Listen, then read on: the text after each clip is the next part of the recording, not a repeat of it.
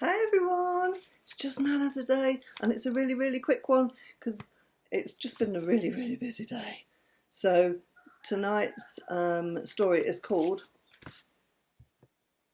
Sweet Porridge, and if you're sitting comfortably then I will begin.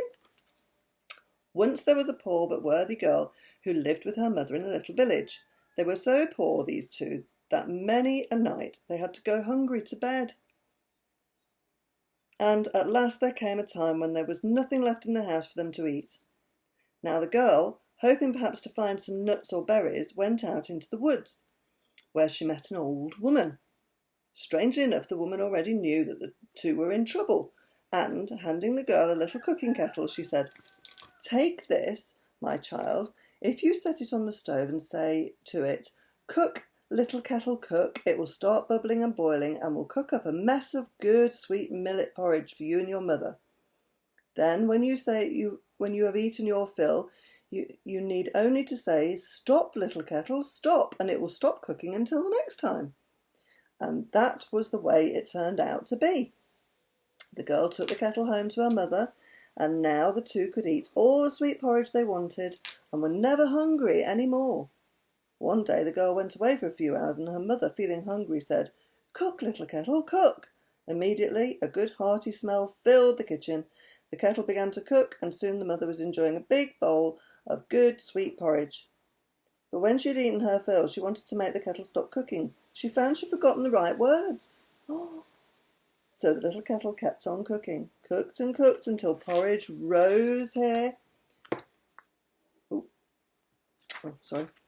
rose over the rim of the kettle. Cooked and cooked some more until it flowed all over the stove. Cooked and kept on cooking until the little cottage was filled with porridge. Cooked and cooked until it poured out of the windows and into the street, and then into all the huts and cottages along the way.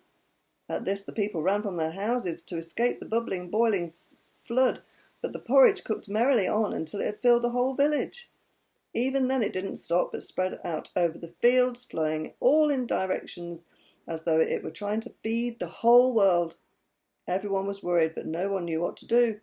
At last, when only the little hut was left unfilled with porridge, the girl returned. When she saw what had happened, she quickly cried, "Stop, little kettle, stop!" And of course the kettle obeyed and stopped cooking. But the only way the village folk could return to their houses was to eat their way through the porridge. Oh, wow. How funny that would be, wouldn't it, if you had porridge coming out your doors and windows?